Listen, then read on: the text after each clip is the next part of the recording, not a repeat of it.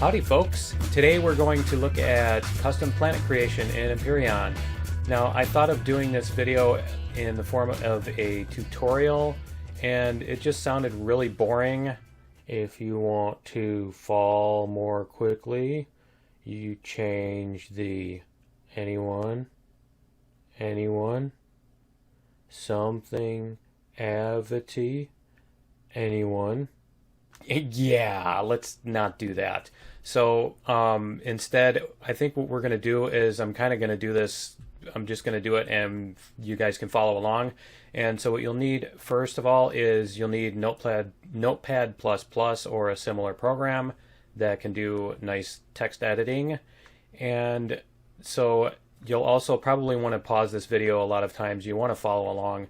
So yeah, definitely make use of that. You'll also want to know where your Empyrion folder is, and by default it's in Program Files, x86, Steam, Steam Apps, Common, and Empyrion. Now the first thing you want to do in that folder is you want to back up the playfields and the sectors if you're going to do messing around with that stuff. So definitely do that.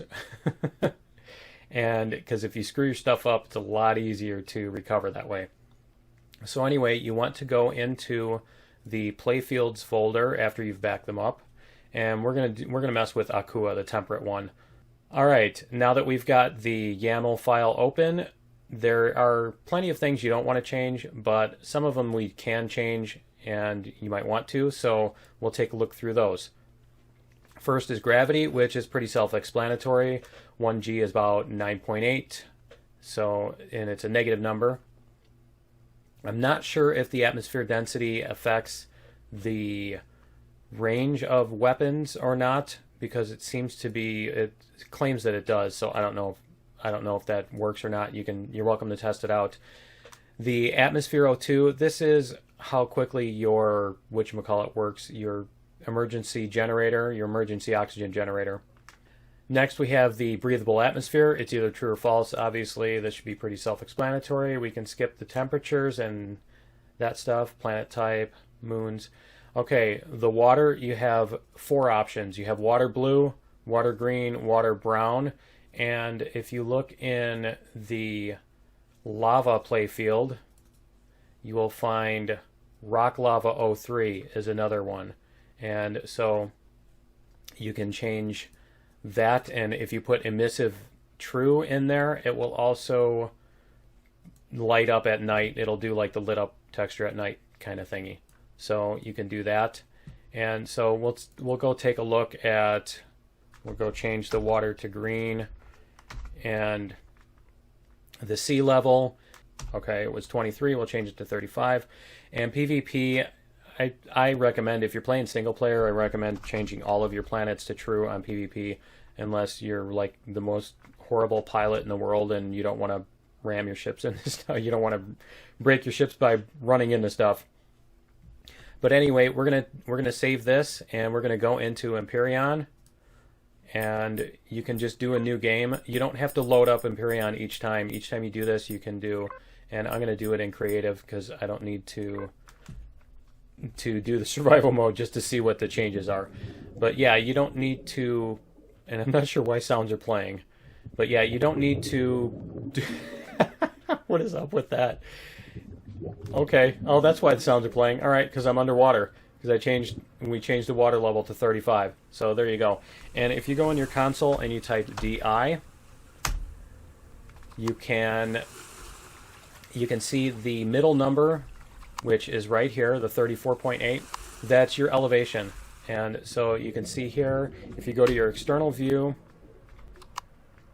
that number is about where your knees are, basically.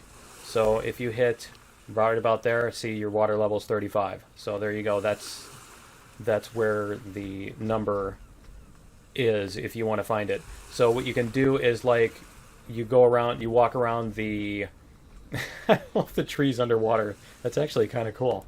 But yeah, if you go around the terrain, and we'll go into God mode here. So if you, whoops, I just deactivated it, didn't I? Okay, so I was screwing around in here before. So if you if you go into God mode, you can go through the terrain. And so what you want to do is if you want to find where you want to put the sea level, you can just do that. You can put your knees at the level where you want it and say, okay, that's 28. So if I want the water to come up to there, I change it to 28. So we can exit out of here, and we can go over to this, and we can change it to 28. And you saw the water green, and the water brown is, we'll change that one too.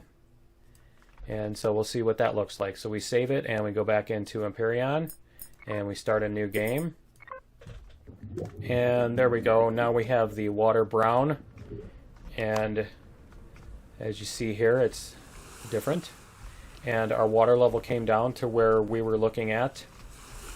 Whoops. There we go. So yeah, our water level is down to where we were looking at. Now the biomes were not changed, so because that's another thing we're going to look into in a little bit, is the biomes. The biomes go by elevation. So as you see here, the grass is under the water and all that stuff. And so if you are going to change the sea level, you will need to change the levels for the biomes and stuff as well. But anyway, we'll get back out of here. Okay, and the next thing you can change is the difficulty. The larger values are for more difficult planets. It doesn't actually make them more difficult. It just tells the game to give you more XP for stuff on the higher difficulty planets. So the other things you can do are the sun flares, the lens flares and stuff, and you can do different colors with those, and it shows you those presets here. So you just copy paste that over this. And so like we'll change this to purple so we can see. And these are the special effects. Now there's quite a few of them, and I have a list somewhere, so let me pull that up. Here is the list of local effects, is all these. And so you can put these in here. As you can see, you put in the name, and then you can put which biomes they appear in and whether they appear at day or night. And I think there's always is one of the other options for that too. And then the global effects are kind of the same thing, and those are new. So if you haven't played for a while, you might not have seen those yet or noticed them. But yeah, that's the birds flying over and the meteor showers and all that stuff. And so they have some presets in here. If you want to add these in, you might want to find which other of the planet files they're in and look at those and copy paste them into here. Now you can actually add them. You can have a whole bunch. You can add like every single kind to every single biome if you want to, but I'm not sure why you would want to.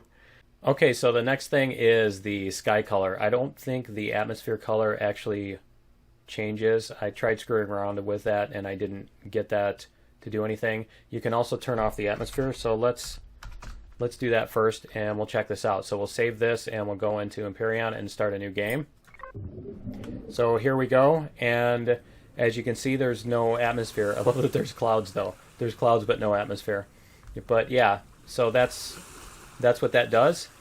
And obviously it doesn't have a color or anything like that. So let's go back to our editor.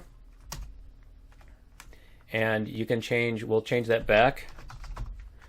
And you can change the sky color. So let's make this is RGB codes, and instead of 0 to 255, they're just 0 to 1. So you should be able to scale that pretty easily, 128 as a half, etc. And it's not like you need like super precise exacting RGB values anyway to get the colors you want. So let's go with red, and we'll turn the green and blue off, so we should just be able to get a red sky. And the other ones I want to show you are the zenith colors. And so what we can do is we'll make the yellow. We'll make a yellow here, and we'll make a blue and 1. Okay, and so when the sun is at the horizon, it will make basically the color of the light is going to be this color. So it's going to be blue, and then when the sun is at the top of the sky, it's going to be yellow. And so then our default color is going to be red. So we'll turn this, we'll save this and go back and start another new game. And here we are. So we are in a new game with a red sky, and so we will change the sun here. So you can see it's yellow here during the middle of the day, and then at the zenith at the end of the day, and each end of the day, it is blue. So yellow, blue, and then the sky color, as you can see, is the red here. And so that's just the sky color, and it doesn't really affect the lighting and everything. So we'll go back here and we'll turn this back off. And I think the sky color actually does the fog as well, but I'll have to check. Yeah, because the fog color is based on that. So if we go down here, the next options, actually before we get to the fog, we can screw around with the daylight intensity. So if you make this really dim, you can make it dark during the day and bright during the night. Now you notice that it says between 0 and 1.2, and even their default numbers were over that. So obviously those suggestions are not exactly what you thought they were going to be. And I believe the shadow strength is the backlighting for like the trees and stuff. So if we turn this to 0, what you'll see is that the trees actually have no shadows. So we'll mess around with this and we'll start a new game, and we'll see what the effects of our changes have done here. And the water sound is still funny. Okay, so here we go.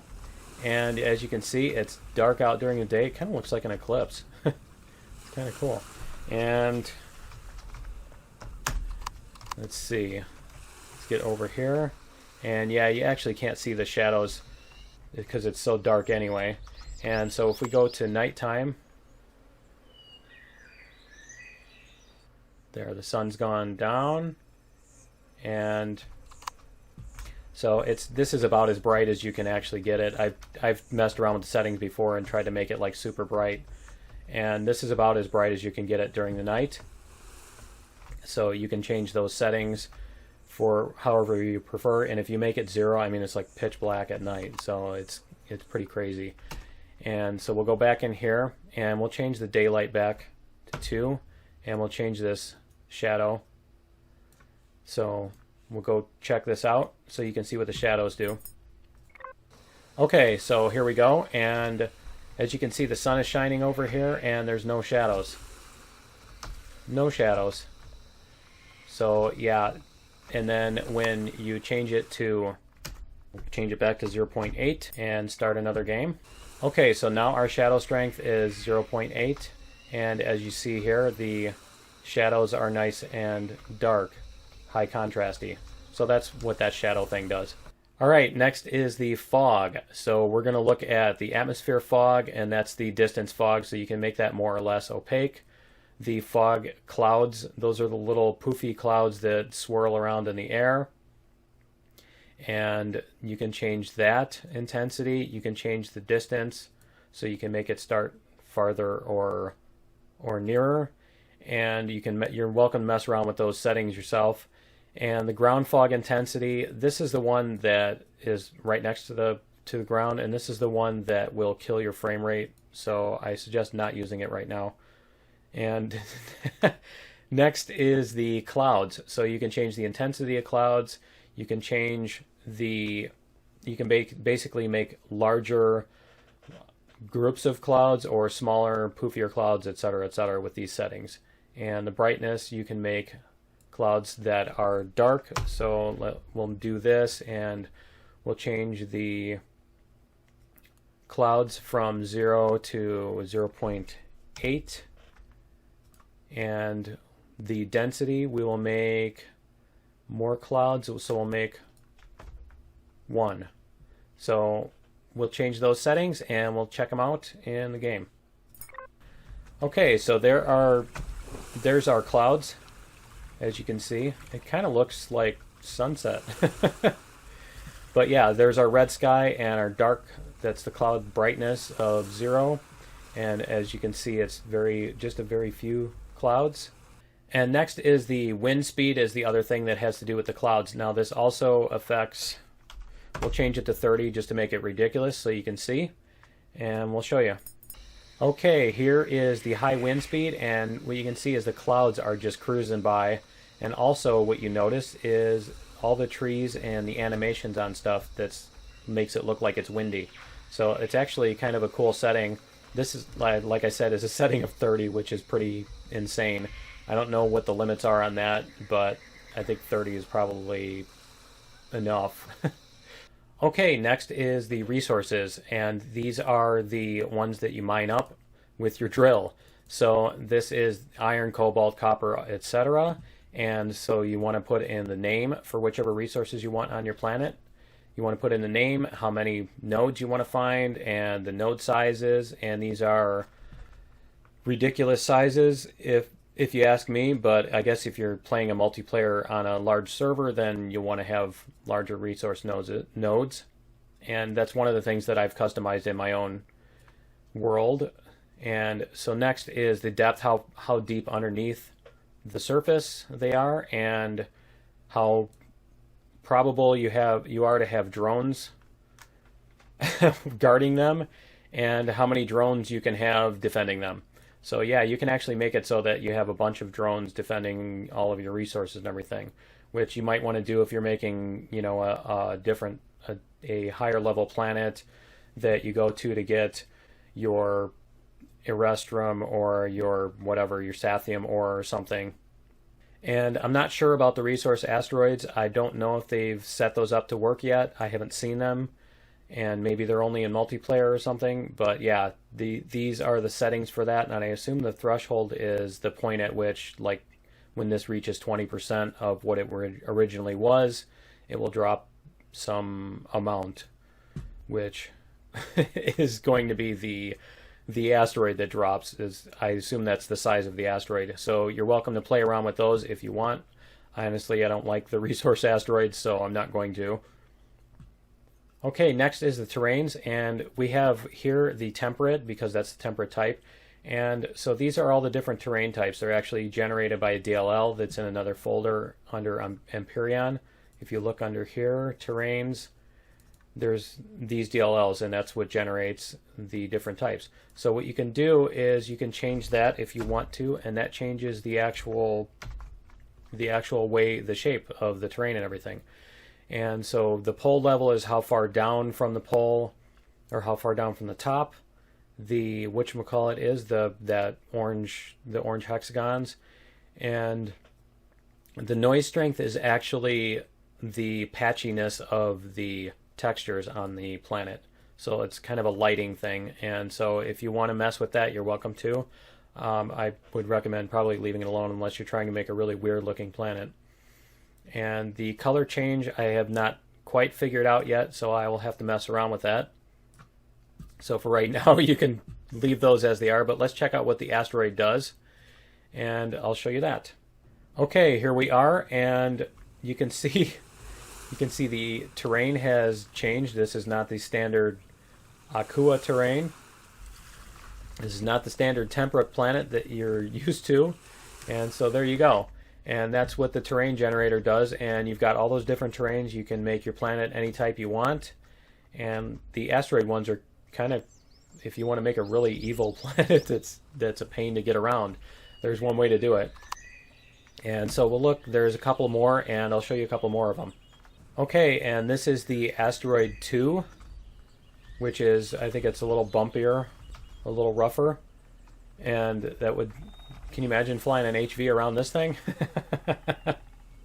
So yeah, there's that. And you can look around. All the other ones are pretty familiar because you've actually been to the planets that they generate on.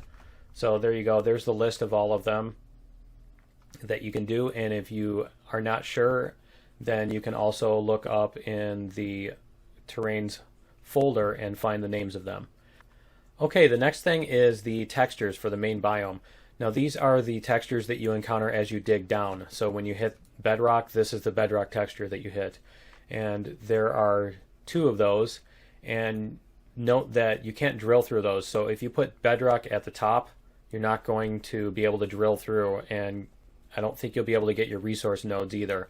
So make sure you do not do that. Next up is the subbiomes, and that's this little section here. And these are the textures that you see when you dig down through the ground. So you can see here we have alien green and then snowy grass, and these are the ones that are at the surface. And then, so these are by altitude. So from 22 to 27 is the texture alien green. So if we look here, that is this texture here. And you notice when you get up to this elevation, we'll go back into DI again. And so up to this elevation, and you have the alien green, and then you have the snowy stuff. And so when you dig down, what you'll see is these different textures. So this one is snowy grass for 5 meters from 27 to 22.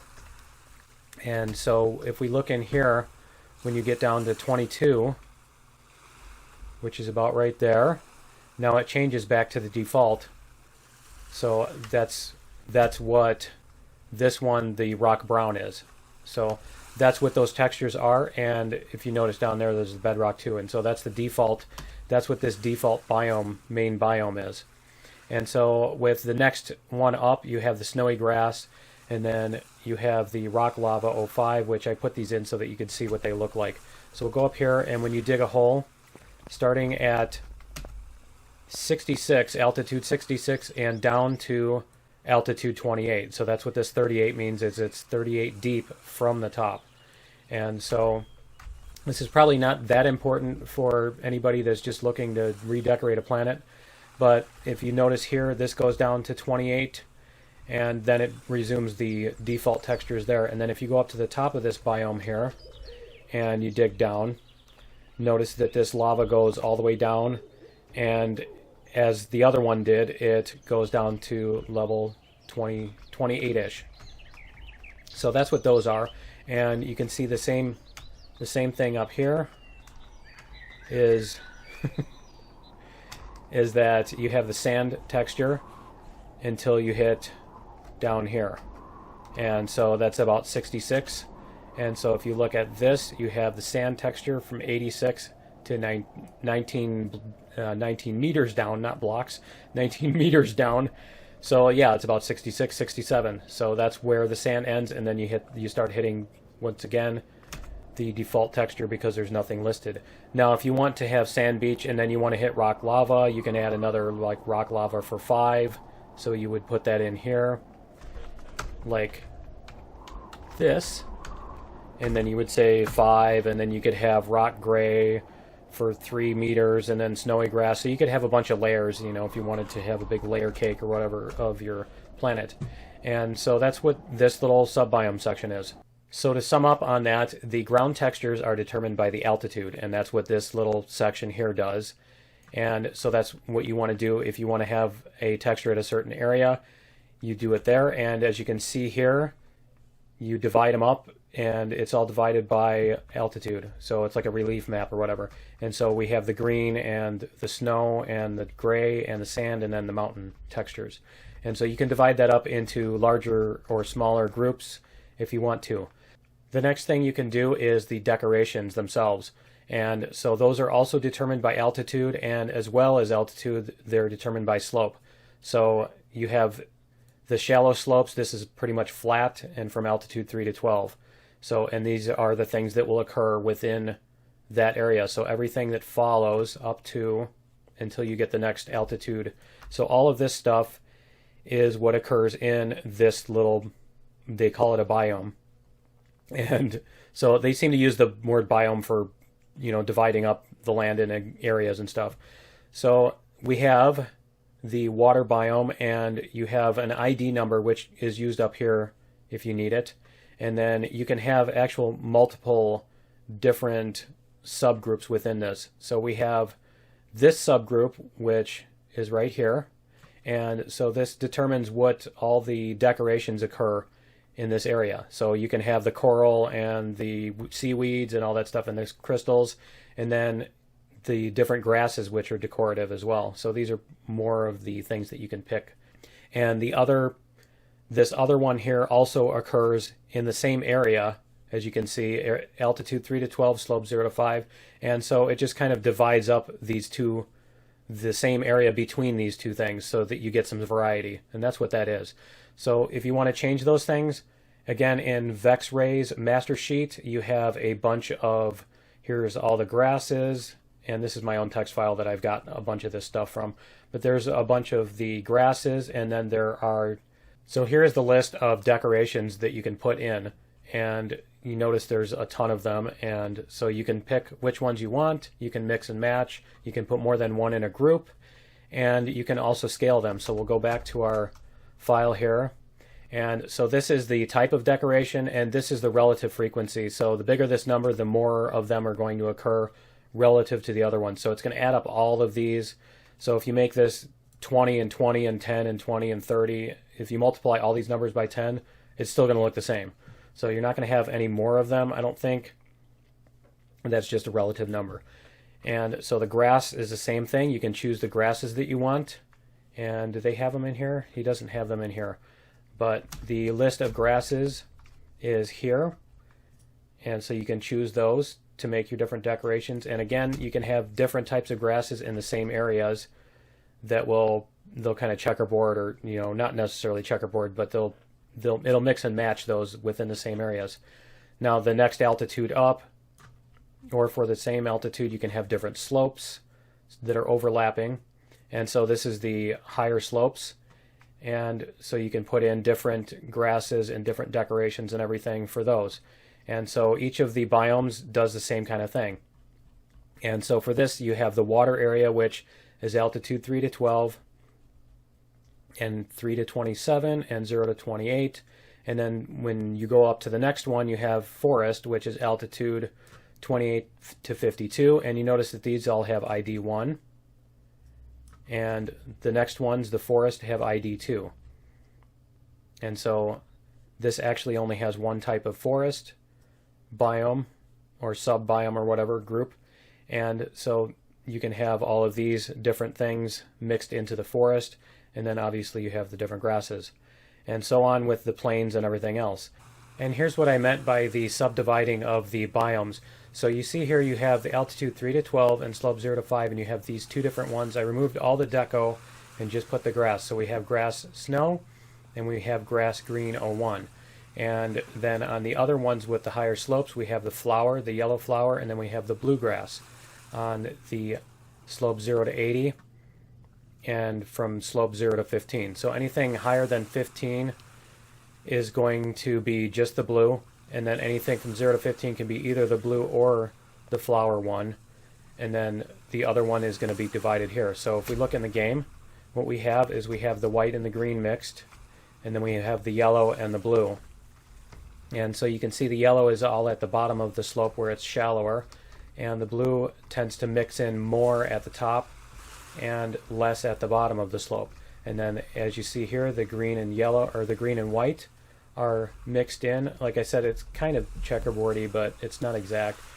And so that's pretty much the gist of what you're doing for making all of the decorations and the biomes and stuff. The next thing you might want to play around with is the POIs. Now these are randomly generated POIs, and you have groups of them. So epsilon tier 1, so that you don't specify like which of the epsilon ones, you just get like tier 1 and that kind of thing. And we'll look here, these are the POIs. So you have epsilon tier 1, epsilon tier 2, and you have ghost tier 1 and tier 2, and Xenu tier 1 and tier 2. There's no tier 2 for the Rados, but as you can see, there's different POIs and there's different drone bases. Now on here, you want to set, you can set how many of them appear, and 3 to 5 of them on the planet. The probability, so from 0 to 1, with 1 being 100% chance that there's drones defending it, and then this is how many drones. This should be self-explanatory. And how many will come to replace it is the reserve count. So how many will be sent from the drone base will fly over to that POI. And that's why when you take out all the drones by a POI and you're inside, the new drone comes and attacks your SV that's sitting outside defenseless. Yeah, that's what that reserve count is. That's what those are coming from. And troop transport is obviously if they'll be sent when you attack the POI. The next thing here is just fixed resources and stuff like that. And this is just for creative mode. You can mess around with these if you want to. It just determines which bases start in creative mode and that kind of thing. It's not super important. The next item is the drone base setup, and it shows the stuff here. So you have different styles of the drone attacks. You have none, you have they happen during the day, they happen at night, they happen as soon as you put down your thingy. Next, you have the type of drone base that you're going to put on the planet. And so these are the drone bases you can choose from. And I think you might be able to use something like the mining complex or the missile silo as a drone base. I'm not positive about that. You might try experimenting with it and see what happens. And then these are the types of drones that they have in stock that can be sent out to attack the bases and to do patrols and to replace ones that have been destroyed. Those should be fairly self-explanatory, and then these down here are the ones that are brought in on the troop transports. Next and the last thing to do with the drones is just the patrol drones, which are the ones that just happen to be wandering around. And so you can set those, the number of them, and the size of the circle that they're patrol around in, depending on where they start. The final item is creature spawning, and the creatures are spawned based on the biome and the elevation. So here we have water biome from elevation 0 to 40, and you can have slimes and plant monsters, and then you can have them at night, during the day, or always. And if they spawn during the night, they'll still stay around during the day, obviously. And if they spawn during the day, they'll still stay around during the night. And so this is how many of them spawn. I'm not sure what the delay does on these because there's 0 for everything. And I know like the plant monsters won't spawn, or at least they used to not spawn until after the first night, like the second night. So I'm not positive what those are used for now. But anyway, you can set which things you want to spawn in which biomes at what times. And that's what all of these are. And there are different, here you go, there are different mobs, and those should also be in Vexray's file. And these are all the mobs that you can choose from right now. And that's the end of the file, and that's pretty much everything you can do to customize a planet. So you can go out there and you can look at all the different textures and all those things, and you can figure out a theme that you want to do and try to make your own planet. And like I said, you want to experiment, try different things and see what works, what you like, what you don't like. So get to work making your own planets and post them on the forums when you're done and let us know what you've made. I look forward to seeing all the creations you've made. And don't forget, if you enjoyed this video, if you found it useful, please do leave a like, and welcome to leave any comments if you like, or if you have any questions, and I'll try to answer them to the best of my ability. Thanks, and we'll see you later.